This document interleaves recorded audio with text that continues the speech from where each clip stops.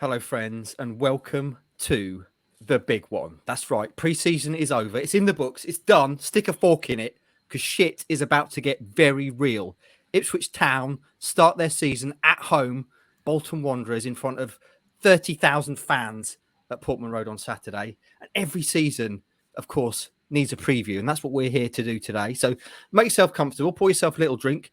For the next hour or so, we're going to be telling you what we think is going to happen at Ipswich Town in a series of predictions, which will later be proved to be laughably incorrect if our track record is anything to go by. If you've previously listened to season previews, you'll have known by this point I'm normally shouting about Sir Bobby and doing it to Sir Alf and exhorting all sorts of various things and shouting about 100 points, 100 goals, HMS Pistol League, all that sort of stuff. This season, friends, it's different because this season, it's all about business.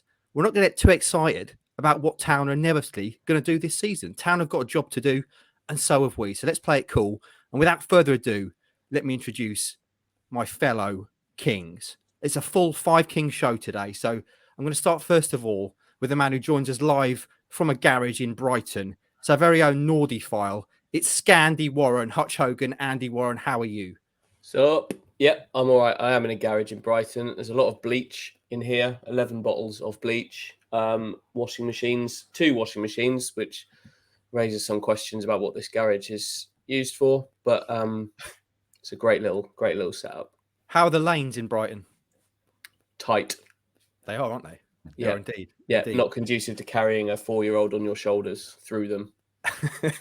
Thank you very much for joining us in your week off, Hutchie. Another member of our panel who I'll come to in a bit is also off today and joining us because this is so damn important. Next up, though, is Andy Warren's work husband. It's the muscles from Braintree. It's Stone Cold Stuart Watson. Hello, good morning. You all right? Hello, well. Good morning. How are you? I say, chaps, how are you? I'm very well, thank you, Mr. Watson. How many eggs did you eat this morning? No eggs.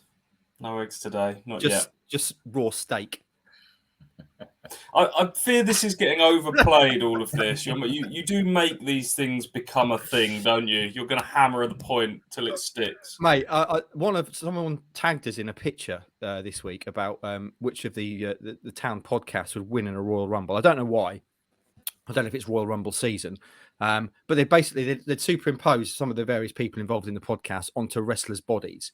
And yours, Stu, I thought at first, that's just Stu topless. Oh, no, it is actually. That's how beefcake you are these days, my friend. Right, next up is a man I used to call the beard. I used to call him the prospect. Now I'm going to call him the brand because he's everywhere. He can't be in a picture without raising his fist. It's like a reflex reaction. Is, of course, the boy, Ross Halls. How are you, friend? I'm very well, thank you. It's a pleasure to join my fellow Kings and looking forward to this one. And there's been a few times where I've had the picture taken and I haven't done the pose and we had to redo it. Stu's seen that before at 5-a-side. You said what? Stop. Yeah, we've got to retake this. I didn't bring the fist up, so the trademark. Pretty much. There we go. Excellent. And last but not least, by far the most popular member of this particular panel is our very own Benjamin Button, aging in reverse, the Suffolk Bard. I, of course, refer to the big porker, the grand porcine, Mike Bacon. Well, hello, Heathy. Yes, well, thank you very much. A fantastic intro, if you don't mind me saying. Yeah, by far the most popular. Very nice of you to say. And I can't disagree, of course. Obviously, that's just the way it is. But looking forward to sharing this podcast with you with my fine colleagues. And your fans, Mike. In terms of you being the most popular, you're also now an influencer. The power of bacon has been shown already this season. Last season on the podcast, you lamented frequently the poor standard of catering at Portman Road for the press folks. A pie and no mash, you said, was a joke, a shambalaise indeed. And Julie, Marcus Nash, our friend Marcus at the club, has listened to bacon and said, yes, bacon is correct. I need to turn this round. And Julie, press catering has improved. You were there for the first time this season on Tuesday night, Mike. And I believe it was garlic bread and lasagna laid on. So sides. We already know Andy likes his side pieces. And you filmed a little video review, which we're going to play in now by way of starting this chat. So, Mike, how was the food, my friend? I haven't been one of the first to complain. over the years about the pie. It's now up. The game has been upped big time. Lasagna with garlic bread. If this is what's to come this season, we're top 2, guaranteed. So there you go, Mike. The power of bacon has been proven. You called for it. You've got it. What do you make of it? Well, what can I say? It was absolutely delicious. I mean, little thing to note there, how hard Stu was working at the time while I was sitting there stuffing lasagna. But I mean, yeah, it was delicious. It really was delicious. Sadly, I enjoyed it, but sadly, I didn't really get the full sort, because strolling down to Portman Road, obviously, I was considering the fact there was only going to be a pie. So I had tuna pasta bake for lunch. And I also had a mighty bucket KFC for, 3 of them, as I pulled up outside Portman Road about an hour before. So I didn't actually get the full, I was quite full already, but I had to have lasagna. Terrific. If that is the way it's going to be from now on, congratulations. I'm glad my pie rants have fallen on good ears, not deaf ears, good ears. Mike, we have definitely all been tarred with the bacon brush on this, because I think we've all had accusations this summer of you lot always moaning about the food. Never moaned about the food. It's all bacon. You've made this happen. God bless your lower bowel, Mike, if that was your intake on Tuesday. Now you've got this change. What are you going to use the bacon power for next? Well, it's quite interesting because I like a little dessert. I mean, it's nice having the chili up. I mean, what I would like ideally is a Mr. Whippy machine actually in the media centre. Nice. That you just pull your own ice cream and a little bit of flakes beside it as well as a little dessert. I think that would be a nice little thing just to finish off the lasagna. So I might be pushing for that as the season goes on. There you go, Marcus. Get your boys on it. A little Mr. Whippy machine as the season goes on. Please, Mr. Bacon has spoken. Right then, friends, let's get into the predictions. Before we do that, of course, we should mention, by way of this being an Ipswich Town news podcast, they played on Tuesday night. They beat Southend 3-1. The real key point takeaway was the food, of course. If you want to go back and look at what Mike and Stu and Ross made of that game, there are videos on our channel as usual. Post-match reaction, there's game day, there's various things that the boys have written, so go back and engage with those online. Now then, prediction time, boys. The way it's going to work, I've got my my fabled hat out again. P for promotion, boys, that's all I'm saying. And I'm going to let it decide what order this particular prediction show takes. I've got various topics here, like the FA Cup, apart from their folded bits of paper, not shiny balls. And I'm literally going to pick some out. So there you go, look. Let's start then. Let's go. Oh, it's a big one to start off with. It's MVP. Stuart Watson, for someone like yourself who hates American sports, that means most valuable player, the best player, the most important player at Town this season is going to be Stuart Watson. Who's it going to be? Easy peasy, Sam Morsey. Does anyone on this panel not think Sam Morsey will be the MVP this season? Because that's certainly what I've got. Yep, I've got someone else. Oh, I like it. Who is it? Well, I think so. Right, full disclosure, I think Sam Morsey will win the Player of the Year award and obviously be very important. But my MVP is Christian Walton, because I think that's the area of the team where Ipswich are significantly better than any other team in the division. And they've got as solid a base between the sticks as you can possibly get. And MVP is one where there's an interesting discussion every year about what the actual criteria is for the MVP.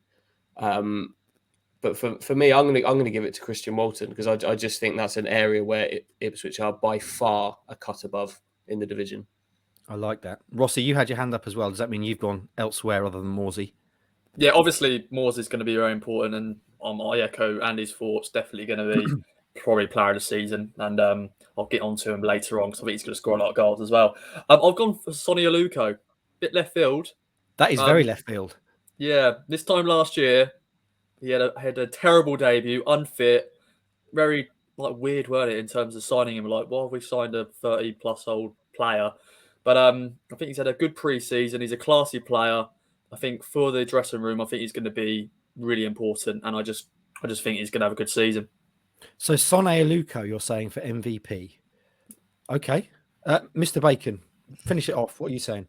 No, well, I'm with Mr. Watson on this. I think Sam Morsey's the man. I think on and off the pitch, I think he's a leader. He gets himself wound up, gets other people wound up. He sets himself high standards. It's a good shout by Andy about Christian Walton, by the way. Goalkeeper's absolutely crucial. But no, Sam Morsey for me, most valuable player. He's got a huge part to play, dragging this team towards the top 2. Absolutely. 3 votes for Morsey, 1 for Walton, 1 for Sean A, whatever his name is, Aluko. We do need to find out at some point this season, boys. I know the town media boys call him Son A, so let's just get clarification and stick to the name, whatever he tells us. Right, next up. Boom. Like the sound effects. Right. So our first random wildcard prediction. Mike, I want you to make a prediction about anything to do with the Ipswich Town season.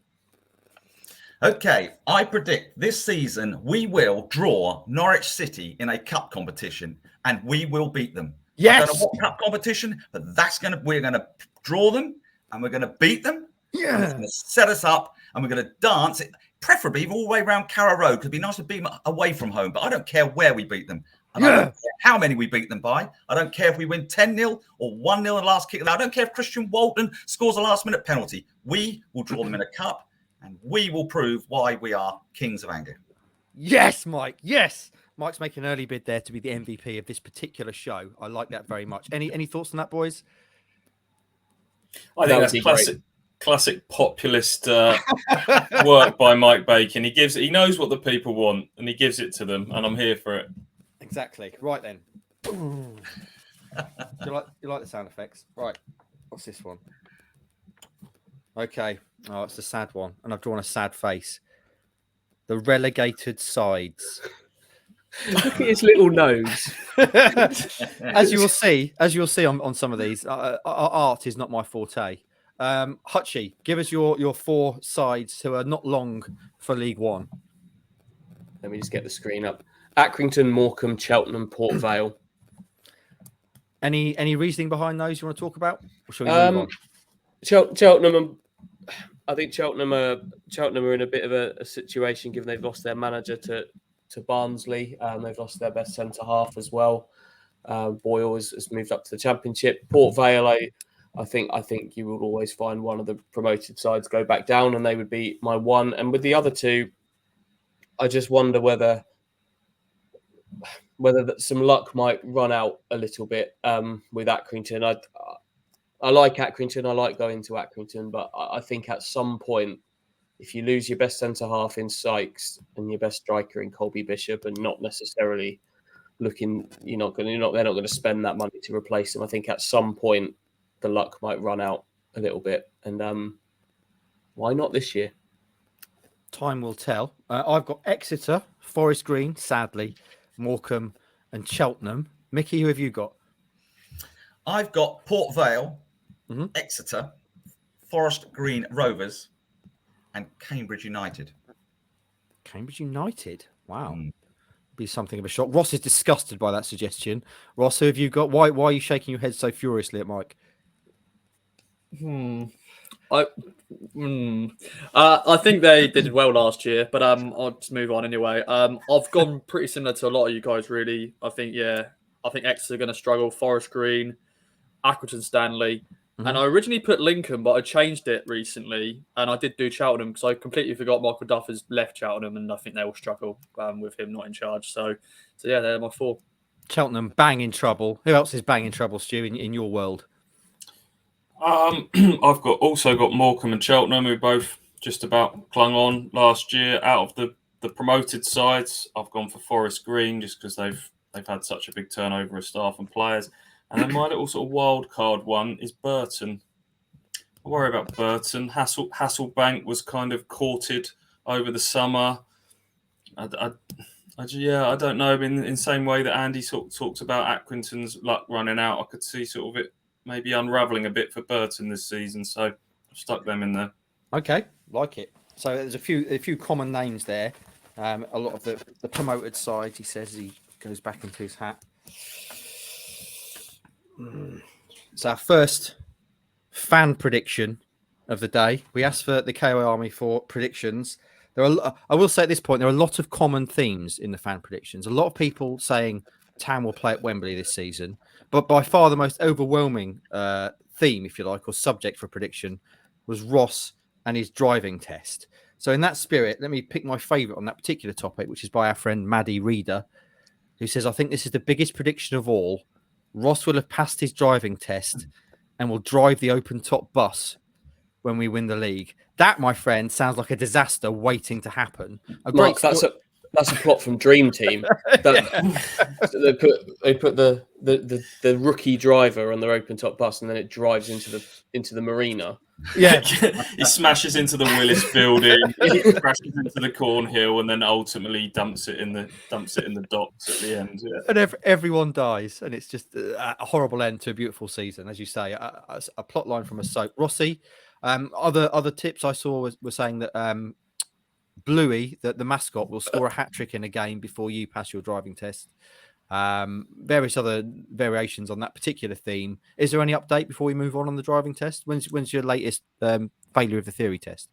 Next week. So hopefully, after the Bolton game, we're celebrating that win, and then hopefully I'll be celebrating the theory test pass. Hopefully, you know that's not it, don't you? Once you pass that, you then actually have to get into a car and pass an actual test. Yeah, that is actually the hard bit.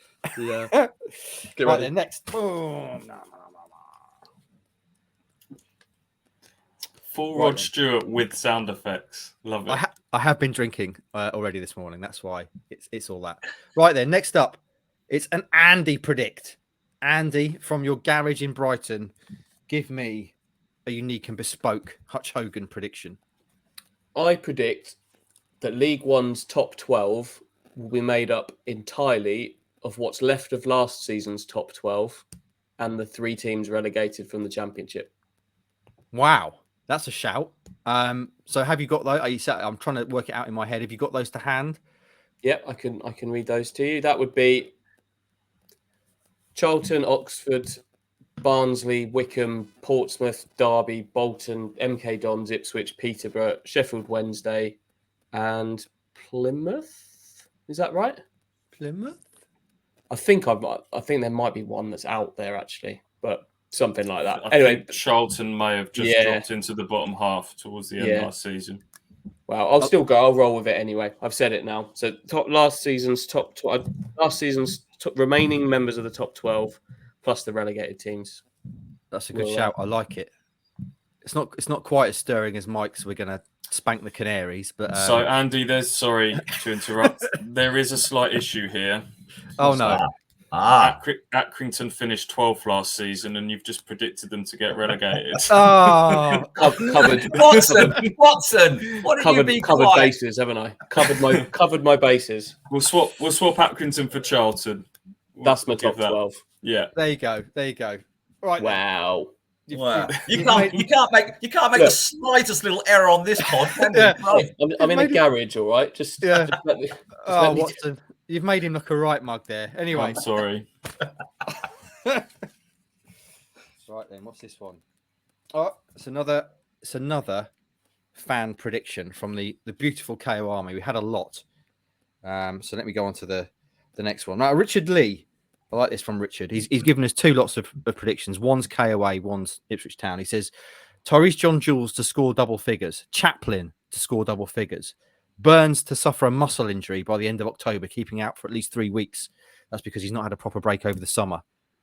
And also Aluko, your boy, Rossi, to outscore Marcus Harness. And then he adds, plus Mike Bacon to get his mashed potato with pie by the end of the season. I think that is inevitable. Andy Warren to find another pair of lucky but awful trainers. Ouch. Roscoe to pass his driving test by the end of the season. And finally, Stu and Andy to report from Wembley at least once this season. What are you saying, boys? I think all of those sound realistic to me. all at once. All at once. Yeah, that'll all happen. How do you fancy a trip to Wembley, boys? I mean, a lot of people are saying the Town will be at Wembley at least once this season. Any particular preference as to what format that would be? FA Cup final would be nice. Oh, absolutely, yeah. How about you, boys? You're the ones that are most likely. Obviously, I'll be along for the ride. Don't you worry about that. But you'll be the ones doing the actual work. What would you prefer of any scenario to be at Wembley outside of the FA Cup final, which you'd have to say would be a long shot? Pizza. The pizza trophy, yes, of course. But again, as long as it's against a team that's going to pull their weight in terms of the crowd, not like Harrogate. Yeah, you want a nearly full, or at least as much full as possible Wembley, don't you? Oh, just knocked off my book there. Oh. We're talking about Ross of the drive-in. Hold that hand. Yeah. Ipswich do finish the season away at Fleetwood. Ross, your chat. Can you drive us to Fleetwood? Come, what date is that on? Are you getting in that car, Stu? Would you get in that car? I'm not sure I would. If he passed his test the week before, are you getting in the car? We'll see. I would need to stringently check Archant's insurance policy as well, because I'm not sure we're insured for that much potential damage. The loss of 2 of our most valuable writers, a videographer, and a car as well. On top of that, and a snapper, life insurance. They're 10 a penny then. We will see. Boom. It is the big one, but we may as well do it because it will preempt the other predictions we have yet to do. It is, where will Town finish? It is the big one. I'm going to start, because it's the big one, with the biggest of porkers, Michael of House Bacon. Where will Ipswich Town end this current upcoming football season? Okay, this is where Ipswich Town are going to end this current football season ahead. 5th. Oh, I was almost sure you were going to say champions, Mike, given your No, my champions was reserved for my rah-rah Norwich City efforts. I can't. I'm as Stu said, I'm going to look rather obviously sort of just playing to the crowd if I start saying champions are going to win by this and that. Now I think Town will finish 5th, playoffs, and trip to Wembley, and eventual playoff victory. Why do you say 5th and not pushing up towards automatics? Because I think there's something still a little tiny weeny bit lacking. Okay, and I want to see Town get off to a good start. If Town got off to a really good start, maybe they might push that top 2. But yeah, last season was such a poor start. We'll have to see how this season starts. But I'm not going to go. No, I'm not going gun ho for top 2 yet. Fifth will be one hell of an upgrade on the last 55,000 years. Oh, absolutely, we'd take that, wouldn't we? Rossi, where are Town going to finish? Now, normally in these previous shows, the last few years, I've gone with my head, but I've decided I'm going to go with my heart this year because it has to be this season, hasn't it? It's got to be this season. If it isn't, then we're just cursed and we're going to be in League One forever and ever. So I'm going second. Second. So that sounds boring, but I do not care. Win the league, happy days, playoffs, Wembley and all that. But do you know what? I want to get out of this league. We've had the League One tour now for the 4 years. Second place, happy days, championship, here we come. Lovely stuff. Watto, where are Town going to finish? On the Head v Heart theme, normally Heart would place Ipswich higher than Head. I think in previous years I think I had them in the top 2 last year, because you get swept along with everything that comes with the summer, the reset, and you talk yourself into it. This year it's kind of the reverse for me. My head says I look at all the other teams. Yes, there's some big clubs, but a lot of them have lost big players, a lot of big turnover at some of these clubs. And I look at it, logically speaking, Ipswich are really settled, and I could really talk myself in to Ipswich being top 2. But then the heart comes along, and I think it's Ipswich. I think, well, do you know what I mean? We've been here before. We've talked them up. We've had so many false dawns. So a combination of that head and heart factor has led me to 4th. 4th place is what I've gone for. 4th place would be very decent indeed. Hutchie, we've had 2nd, 5th, 4th. What are you saying? We might end up with a complete set here. I've had the same thought process as Stu. But my gut, we've done head, we've done heart. My gut says Ipswich Town will finish 5th, but then I've had a look around. My head thinks they can finish higher. I've put them 3rd because of the quality of everything else. 3rd is my Third is where my gut, heart, and head have all combined to put them. A perfect combination. I thought you were going to go champions, Hutchie, which is why I was getting excited, but I should have known better. That's not you. So we've had third, fourth, fifth, and second. It leaves me then, of course, to do the obvious. No, I'm not going to. I want to say that Ipswich Town are going to win the league, but I do think there's at least one team who are going to be better than them this season.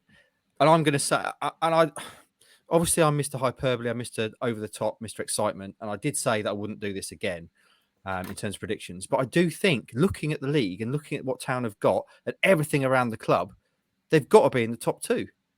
I think Ipswich Town are going to finish second. They're not going to win the league, I don't think, but I think they can finish second. So that's what I'm saying.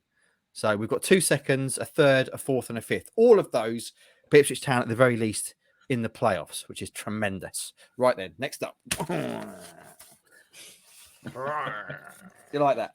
I quite like this format. I quite like it. It's going nicely. Yeah. Do you like my shirt, by the way, Mike? Arnold is numero uno.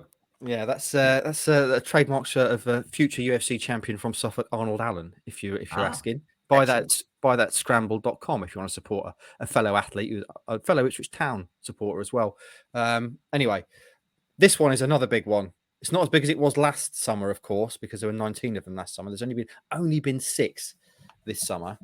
The best summer signing, Stuart Watson. Who is the best summer signing? I have gone for the non-obvious here. I think Leif Davis, Marcus Harness, Freddie Ladapo are probably all going to get some shouts, or on paper, exciting players. But I've gone for Dominic Ball. We haven't seen a lot of him yet because he's had a couple of niggles going into the start of the season. But I think over the course of a 46-game season, he is what Ipswich need to kind of grind it out and be that sort of successful side. I think they lacked a bit of height, a bit of physicality at times, a little bit of depth in midfield when Evans got injured and Morsey got suspended. He looks like a really good character, good age, hungry. Let's not forget he's been a championship regular for the last 3 seasons, and a lot of QPR fans seem to be quite gutted to see him go. So, Dominic Ball. Dominic Ball. Should we taking the route less travelled, perhaps? Andy Warren, who is in fact Town's best summer signing. Exactly what Jules just said. Move on. Dominic Ball. You got Dominic Ball as well. Yeah. Okay, fair enough. Mike Bacon. Well, you're not going to believe this. Yeah. It is not. You are not going to believe this, but it's exactly who I have got written down as well. I think Dominic Ball has a huge part to play this season. I think he's going to be a very good signing. My only slight concern is I made Joe Pigott our best signing last season. So that's my only slight concern. And Ball, he's already got a slight, quote, niggle, which is worrying me intensely already. But yeah, Stu's right. All the things Stu said, Dominic Ball. I think in this very show last season, Mike, you had Joe Pigott as the answer to every single question. I did. So I'm not sure that leaves Mr. Ball. So 3 votes for Ball. I wasn't expecting that. Rossi, please tell me you haven't got Mr. Ball.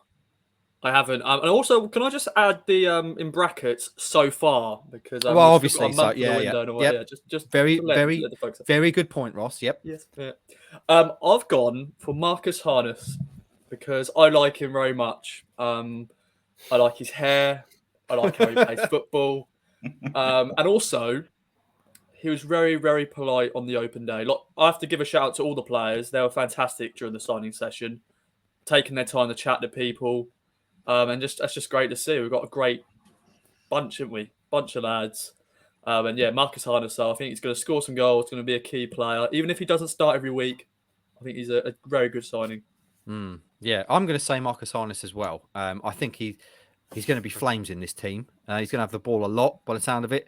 And I think he's going to do exactly what you say there, Rossi. He's going to score, he's going to assist, he's going to be dynamite. But the main reason I've gone for Marcus Harness is because I found out he's a fellow fan of martial arts. Marcus Harness, friends, is a blue belt in Brazilian Jiu-Jitsu, which is one of the hardest martial arts in the world to master. It's one of the base for mixed martial arts. Being a blue belt essentially means if he gets his hands on you, you are screwed. So Harness is, without doubt, the hardest man at Ipswich Town by a bloody country mile now. And I am going to be speaking to him at some point about our shared love of martial arts. But he's also, for that reason and many other reasons, he's Ipswich Town's best signing. Anyway, moving on before I start waxing lyrical about how hard it is to get your blue belt in BJJ. Bang! Oh, it's me. Mark predicts. Right then, friends. On this very show last season, I said at some point Ipswich Town would spend a fairly significant amount of time in the bottom half of the table. Without wishing to blow my own trumpet, that proved to be undeniably correct. So this season, I'm going to reverse that. I'm going to say at no point outside of, maybe the opening couple of games, this season will Ipswich Town be in the bottom half of the table. They will be top half or better for the significant majority of the season. I don't know at which point I decide that cut-off to come. 2 or 3 games. Give us a date. Count. Give us a date. Yeah. Middle of August. After the first, I'm saying 3 or 4 games. After 3 or 4, point, which is it? 4. After 4 games, that sounds about right to me. They have enough time then. Ipswich Town will not slide into the bottom half of the table this season. Yes, write it down, and I'll remind you about it at the end of the season when it's proved to be horrifically incorrect. Right then, next up. What's this one?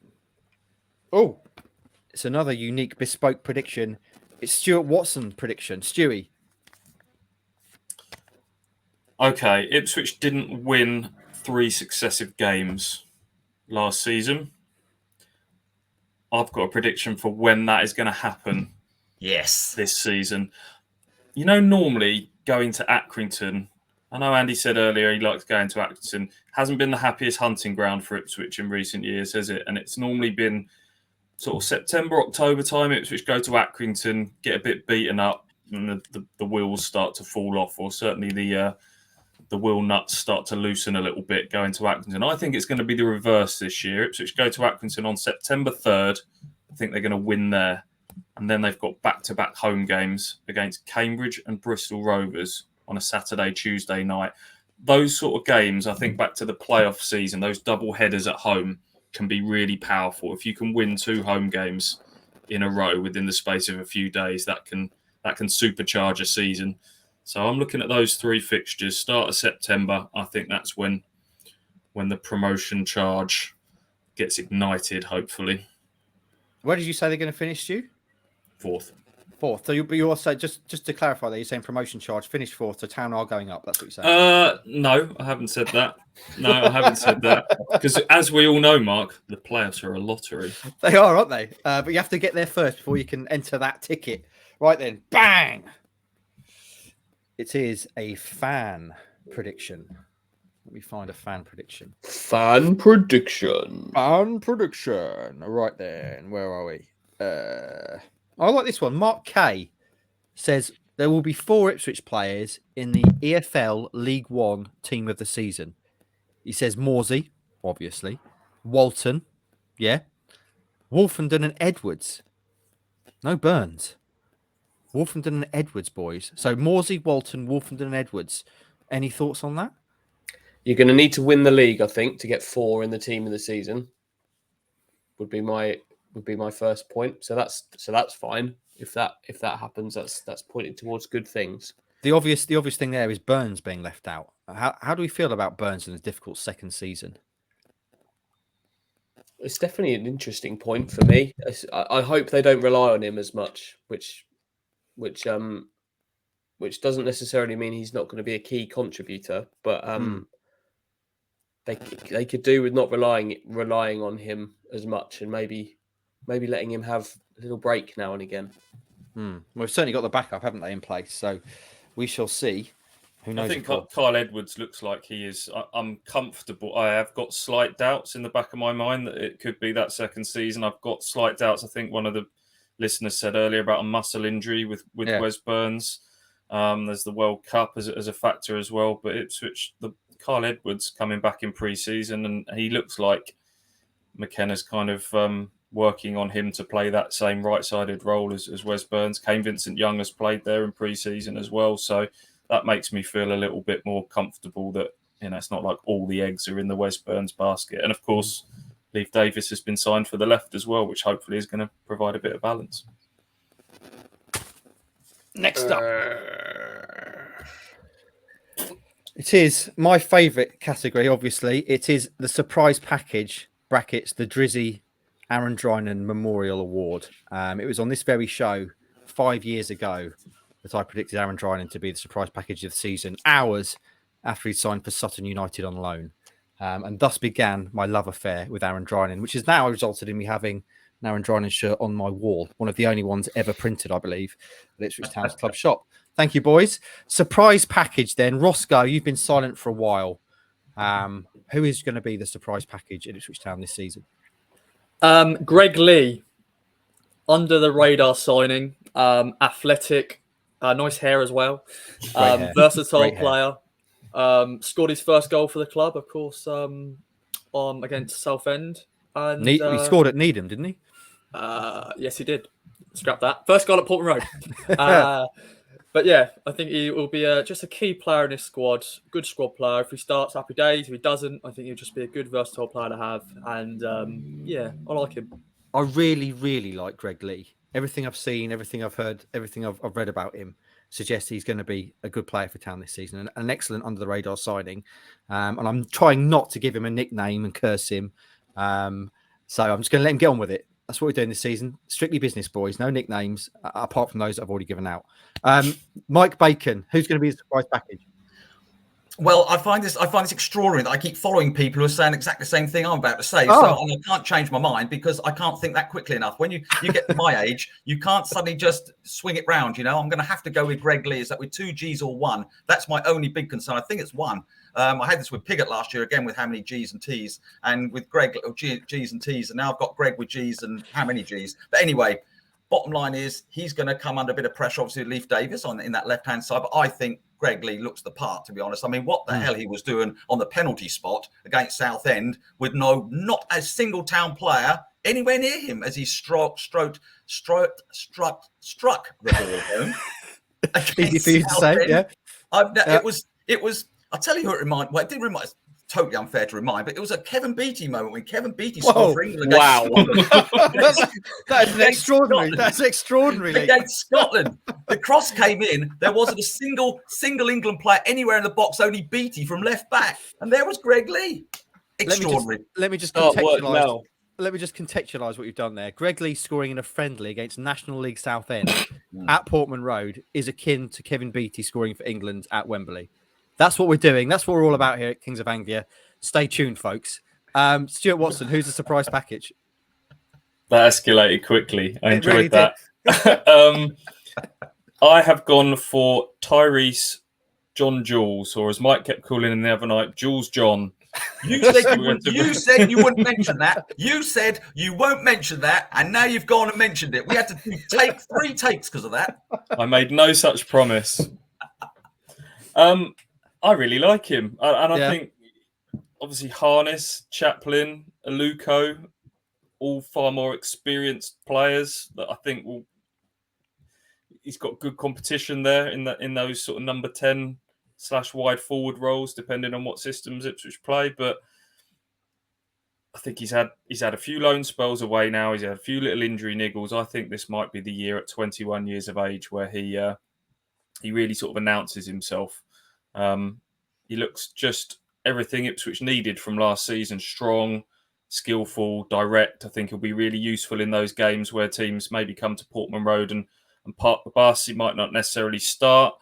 But I think with the 5 substitutes rule this season, I think that's going to be massive for Ipswich. I can see moments where the board goes up, teams are time wasting running down the clock, and the Ipswich suddenly change their entire front 3 with half an hour to go. And on comes Jackson and John Jules and Kyle Edwards, and they'll have that pace and dynamism that can hopefully unpick the locks that they struggled with last season. But Tyrus John Jules, excited to see him in action a bit more. That scenario that you painted there, Stu, just seems unfair, doesn't it? To be able to bring those sort of players on against tired League One defences with half an hour left. Very unfair. And also, Stu, definitely a volley on Tuesday night, John Jules. Sweet technique. Using Mike's analysis, I would say that was similar to Marco van Basten in the Euros all those years ago. Very, very similar technique. Probably better, in fact. Hutchie, surprise package. Kaden Jackson. Oh. For me, I think obviously Ladapo's going to get a bit of attention. I think he might come up in one of these. We're going to pull out of your magic hat in a bit, and there could well be another striker signing. But I think Kaden Jackson showed kind of around February time of last year that he can really work for McKenna and be really useful. I think he might have to make do with those little pockets of play like last February, where he gets 3 or 4 games, comes in relief of others, and makes his mark. But I think that's the epitome of a surprise package, kind of making your mark when you're needed to. And I think he can stretch back lines, get in behind in Stu's triple change scenario. I think he'll be involved in a lot of those, either wide or more likely through the middle. So Kaden Jackson, and then another surprise would be that they're going to start building the Greg Lee statue to go next to Kevin Beatty's. May as well start work on that now. Yeah. You laugh. Just put. I'm not laughing. I like Greg Lee as well. But does that mean Leif Davis at $1 million plus for a left back in League One is going to be on the bench all season? I know. Madness. It's almost like signing a player who scores 27 goals for Wimbledon, never playing.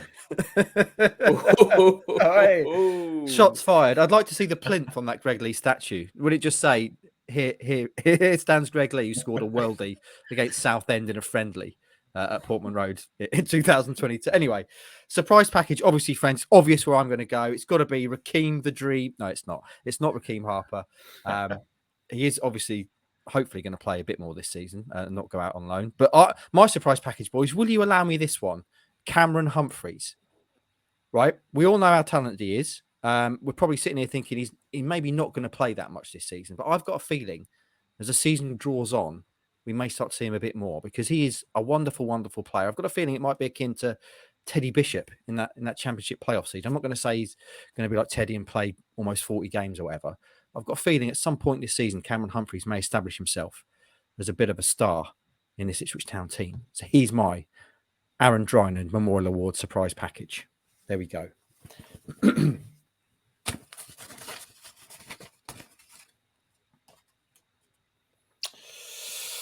Another big one, another category that we all got horribly wrong last season. Top scorer and how many? Every single one of us last season said Joe Pigott, which obviously in the fullness of time proved to be completely ridiculous. Only got 3, didn't score since October, now no longer at the club. Mike, because you did so well with this question last season, like we all did, who is going to be the Town's leading scorer and how many are they going to score? Freddie Ladapo, 16 goals, all competitions. Nice. I like it. Succinct, to the point. Roscoe. Obvious one, Ladapo, because if we want to get out of League One, our striker and players need to score goals. So I'm going to go a bit more. I think 16 is not enough, but I know Mike's Greedy. working out there. I think it's because he's thinking of other players who are going to score a lot of goals, like Connor Chaplin, Marcus Harness, all those other ones. I've gone for 22.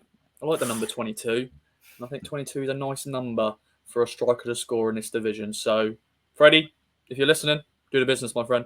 Deuce. When was the last time Town had a striker who scored 20 goals? Daryl Murphy, was it? Yeah. Must have been. So he'd be doing something that's been done in a while. Stewie, who are you saying? Yeah, I've got to go with Freddie. He looks like he's the main man to lead the line. Don't think he's hit 20 goals in his career so far. So I've gone for 15, a very respectable 15. And as Ross said, alluded to, there is hopefully the goals will be spread out a little bit as well. There is obviously the slight asterisk of Ipswich chasing another striker, and my gut feeling is maybe the top goal scorer isn't in the building yet at the moment. Okay, we'll stick a pin in that. Then we'll come back to that at some point in the season. I'm going to say Freddie Ladapo as well. I really like what we've seen of him so far. Is it 3 goals in 5 pre-season games? I know it's only pre-season, but looks to have what it takes to succeed at this level for Town. Certainly going to start the season, you'd imagine, as the focal point. I'm going to say he's going to score 17 goals. Hutchie, who are you saying? I've got him on 15 as well, just like Stu. Just like Stu, your work husband. Right then, there's only a few of these left, boys. We're getting through this at pace. Don't worry, Mike and Andy, you'll be able to resume your holidays and trips to London soon. It's another fan prediction. Right then. Let's find another one. I like this because it's from Nigel G, the man with the fish, friend of the show. It's quite accurate. He says Town will be in 5th place by Christmas, but will then only lose twice after that and finally finish 2nd. They'll also win the Pizza Trophy and get to the quarters of the League Cup. FA Cup, they'll get to the 3rd round and take Man City to extra time and penalties, but lose, and McKenna will be manager of the year. What do you reckon, boys? Liking the sound of that? That sounds like Paul Lambert 60-plus games prediction territory to me. Well, that's deep in all of the competitions there, isn't it? Quarterfinals. Paul Lambert said that the players could die if they played that many games, I think, memorably. So that is a concern there. But yes, please, I'll take that season. Superb. Not the deaths, obviously. Just success. We don't want any deaths. That's more dream team stuff. Yeah. Just one a week, just drops. Right then. This one is playoff places. So 3 through 6. What the team's going to be. Stewie, who's going to finish in the playoff spots? Oh, I've really wrestled with this one. I've changed it quite a few times, but ultimately I've fallen on the 3 Ps in no particular order. I've obviously got Ipswich in there. So the other 3 teams, Peterborough, Plymouth, Portsmouth. Okay. Any working out you want to share there, or? At the end of last season, I thought maybe Plymouth might be coming to the end of their run, having just sort of, just missed out on the playoffs, having been there all season. Kamara gets put on the transfer list. I thought that their team might kind of disintegrate a little bit this summer, but they've kept them together and have added a couple of interesting names. Mikel Miller has obviously done it for Rotherham. Finn Azaz is someone that I quite liked when we saw him for Newport. They've got him on loan from Villa. Schumacher's doing a good job as manager there. So I've gone with them. Peterborough, I think out of the teams that have come down, Peterborough have kind of shown they know how to kind of bounce between those 2 divisions. I think the transitional phase of coming down will be tougher for Derby and for Barnsley. So that's why I've gone with them out of the teams that have come down. And then Portsmouth, I just wonder if they're going to be Danny Cowley-fied a bit this season. I wonder if they'll be the new Wickham that might be the sort of a robust, horrible team to play against, but finds a way to get results with people like they've brought in Colby Bishop, Joe Piggott, of course. Marlon Pack's come in as well. So, I just think there's been too much uncertainty at other clubs who've lost some big players. MK Dons played the best football last season, but they have lost some big players. So they've lost the spine of their team. Okay, so you've got 3 Ps and Town. Mike Bacon, who have you got in the playoff slots? Okay, well, I've gone for a P. Portsmouth. I think Portsmouth. I think just Stu says. I think they'll be. I just think they'll just be up there. Mm-hmm. I've gone for Wickham, and I've gone obviously for Ipswich, and I've gone for Derby County. I don't really know why, but I have a horrible feeling they're just going to get going are going to improve as the season goes. I don't know if they're going to start well. They're still all a little bit up in the air, but I think as the season goes on, they seem to be able to sign players now and signing players. I think Derby County could be up there come the end of the season. Not necessarily at the start of the season, though. Interesting. So your 3, what are they? Derby, Wickham, and Portsmouth. And Town. And Town, obviously. Okay, and Town. Hutchie, who have you got? I've got Ipswich in 3rd, obviously. And then under them, I've got Plymouth, Bolton, and MK Dons. Roscoe? As you all know, Ipswich are in top 2, so we don't need to worry about the lottery of the playoffs and all that sham. So I've gone for Peterborough. Sorry, what was that? Did you just say all that jam? I think so. I went to say all that jam, but I didn't come out. I hope anyone missed it, so we moved on quickly. But no, you guys are very on top of me all the time. Anyway, move on. Yeah. Peterborough, I think they're always going to be up there. Good squad and all that. MK Dons as well. I know they've lost Scott Twine and Harry Darling, but Liam Manning's a good coach and they've sort of brought in some decent replacements. Bolton, I think they're going to be good. And then I'm gone with Mike as well. Derby. I don't think they're going to be around all the time, but I think they may sneak in. Maybe on the final day, there'll be drama on the final day, and Derby will sneak in that 6th place. Okay. I've got many that you boys have already got. I've got Peterborough, the ultimate up and down yo-yo side. They're always going to be good in this league. Portsmouth, I agree with. And I'm going to say I've got MK Dons / Wickham written down, and I'm gonna say MK Dons because I do like Liam Manning. And the final team, I'm going to say the formerly mighty Derby County Football Club. Just got a feeling about Derby because no one's expecting anything from them this season, and they have made some decent signings for this level. Yes, they may not have quite the squad depth as yet, but they've got the support, they've got the stadium, they've got the funds again now. So I'm going to say Derby are going to sneak into the top 6. Right then, there's only a few left now, friends. We've got 10 minutes left in our golden hour of runtime, so I shall expedite forthwith. And it's this one. Top 2. Stewie, who's going to finish top 2? Sheffield Wednesday and Bolton. Sheffield Wednesday and Bolton. Andy Warren, who's going to finish top 2? Sheffield Wednesday and Peterborough. Nice. Mike? Sheffield Wednesday and MK Dons. MK Dons second. Interesting. Roscoe? Sheffield Wednesday and Town. Come on. And I'm exactly the same as you, Ross. Sheffield Wednesday and Town. We're all there saying Sheffield Wednesday going to win the league, are we? They on paper at least look to be the strongest team in League One. Would we agree with that? Yes, Yeah. obviously, because we're all saying they're going to win the league. There we go. Right then.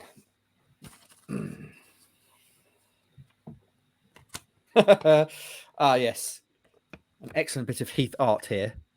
Dark horse. That's obviously a horse. A scabby dog. I would estimate, boys, that both your young daughters can draw better than I can. So there we go. Dark horse. I'm going to start because would you allow me this, boys, as a dark horse? More of a shady ram, shall we say? Derby County to be dark horses, mainly because, as I say, I think a lot of people are expecting them to continue to implode and plummet down through the league structure after all their issues. But I just think they're going to end up being contenders at some point this season. I can see them putting together a run of games. They've made some really good signings for this level, obviously McGoldrick, Chester, Collins, Hourihane, Scott Loach. So I just think they're going to be decent. Am I allowed? Because last season, Hutchie, I said Bolton at this point. And when we did the season review, you said that shouldn't have been allowed, Bolton as dark horse. So will you allow me? Yeah, you did. Would you allow me? Not Bolton, sorry, MK Dons, you said shouldn't have been allowed as a dark horse. Will you allow me Derby County? Yeah, you can have Derby County. Excellent. I shall then file them away. Derby County is my dark horse. Mike Bacon, you're dressed in dark clothing to accentuate your youthful, tanned complexion. Who's your dark horse? My dark horse, rather interesting actually, and I wonder whether Ipswich Town may well be getting him at the right time, because my dark horse is going to be Bolton Wanderers, because I think Bolton Wanderers had obviously a hugely up and down season last season, finished very well, and I think they're going to be a dark horse this season. And Town getting them opening day might be a good time to get them. I think as the season wears on, Bolton Wanderers, my dark horses. Bolton, Derby. Roscoe, who are you saying? Now, last year, I predicted Plymouth to be dark horses, and I know they didn't get into the playoffs, but they were up there, and they lost Ron Lowe, then Schumacher came in, and I put them down again, but then I thought that can't be really allowed because we sort of now know what Plymouth's all about, and some of you guys have put them in the playoffs. So I've gone for, now this is a bit strange, this one, and as you saw my reaction to Mike about Cambridge getting relegated, yeah, I've gone for Cambridge. Okay, just like the feeling. Like the vibe? I think Mark Bonner is another very good young coach. I think they've pretty much kept most of their squad. They've brought in a few players. I don't think they're going to be fighting for promotion, but I think they'll just, be up there and surprise a few people. But Town need to beat Cambridge this year because we didn't beat them last year. So, yeah. Okay. Cambridge, Bolton, Derby, Andy Warren. Who are your dark horse? I've gone just as dark as Ross has, because I do think League One is a league of two halves. It's a top 12 and a bottom 12. So I've picked a bottom 12 team that I think could have a go at smashing into the top 12. And I've gone for Bristol Rovers. I don't know why. I've just got a feeling that Joey Barton is going to wrestle a team together and into a competitive position in the league. They're not going to make the playoffs. They're probably not going to be close to the playoffs. But I think for a team that might come from the so-called lower 12 to be in the top 12, I'll go Bristol Rovers. Bristol Rovers. Stu, you complete the set. Who's your dark horse? I've gone for a similar route to Andy, really, in terms of this category and taking someone sort of from the bottom half. If we're allowed Bolton, I've put Bolton in the top 2. So I think from a dark horse shout, I think that's not a bad thing. But if I'm going to pick someone that could break up from the bottom half, I'm going to go with Shrewsbury. I think Steve Cotterill makes sides very competitive in a division full of young managers being the trend. I still think Cotterill can make, love him or loathe him. He makes difficult teams to play against. And I think they've recruited really well. They've got Che Dunkley in, Jordan Shipley, who Ipswich were linked with a few years ago, Aidan O'Brien up front. I just think there'll be an awkward team to play against. And again, like Andy says, not necessarily to get in the top 6, but to maybe mix it with the top half sides. Okay, we've got two selections left. And this one is our final fan prediction of the show. Let me just read out a few that I've not got to yet.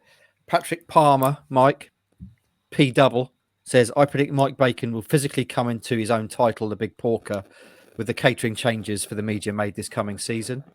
I'm not sure how Tracy would feel about that. She would probably be weighing you, I reckon, after games. Tom Lown says, or Lone, Town will need to win on the last day of the season to finish in the top 2. We'll be 2-0 down at Fleetwood in the 75th minute, and then we're going to turn it around, win 3-2, and go up second. I've included that largely because it's so specific. And if it does happen, I want to go back and ask Tom to pick my lottery numbers. Our good friend Mullet says, Ipswich, Barnsley, Wembley, Ladapo, Championship. And he says, only joking, we're winning the league, boys. Tom Ligo, Morsey to score 10 goals in all competitions, Chaplin to be player of the season, Tyrus, Jules John to improve as the season go on and become a regular starter, away win versus Norwich in the FA Cup, and we're going to finish 4th and win the playoffs. Lee says, FA Cup semi-finalists, wow. Kieran courted by a top 4 Premier League side, but Roscoe will still be catching a lift at the end of the season. I think that's probably almost definite of all the things we predicted. Chris Bennett, I like this. We'll score in every single game we play in this season. Good shout. Bold. And the final one, which I just like because I can see this. I can see the man doing this. Ads says, Mark Ashton will parachute onto the Cornhill during a civic reception following our title win. If there's ever a CEO who might do something like that, it would be Mark Ashton jumping out of a red arrow. Red arrow? Yeah, a red arrow. A singular red arrow. Boom. Right, final one.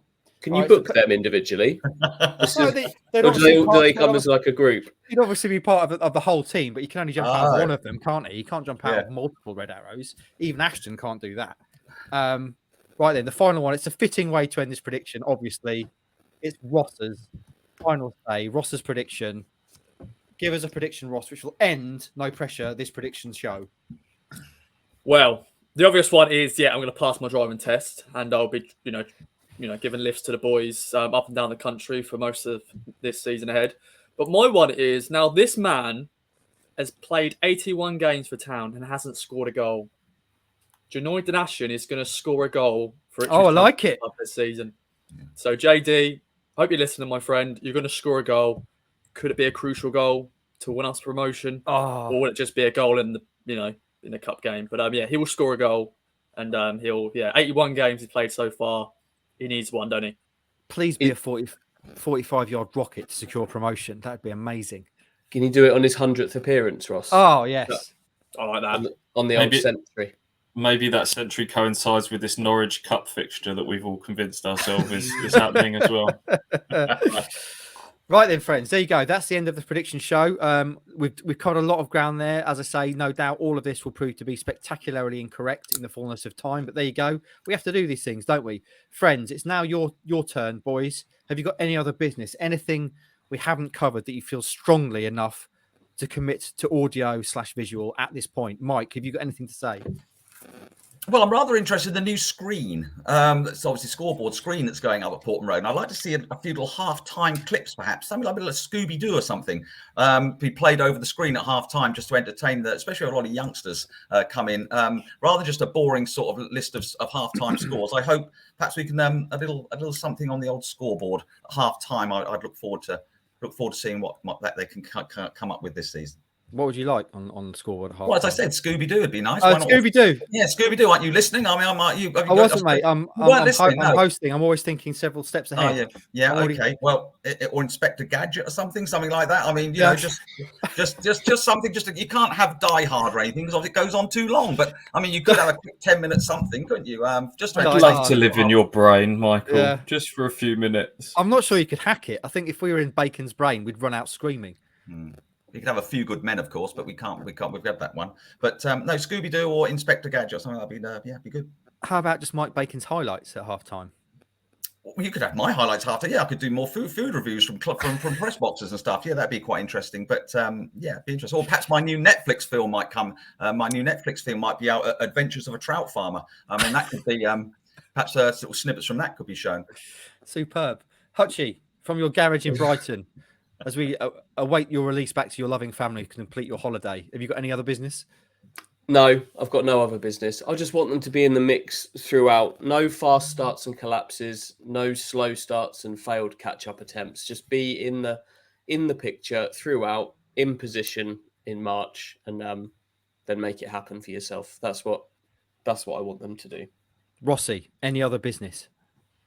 Just one thing. Just looking forward to the season, catching up with the KOA Army, travelling up and down the country with Andy and Stu and Mike. I'm sure Mike will come on, and even you, Heath, maybe. I'll come if there's any glory involved. Yeah, of course. But yeah, bring on, hopefully, exciting and successful season. Indeed. The Doctor, Stone Cold Stuart Watson, your final thoughts, if there are any. I have no other final thoughts. It's no other business from me. Let's get cracking with this season. I'm ready for it. Stu's up for it. Stu's well up for it. He's going to be bashing out press-ups in the press box on Saturday. You watch. Right then, friends, that just leaves me to remind you then, just support our sponsor, Manscaped. Use the code KOA at manscaped.com for 20% off and free delivery on all that excellent clobber.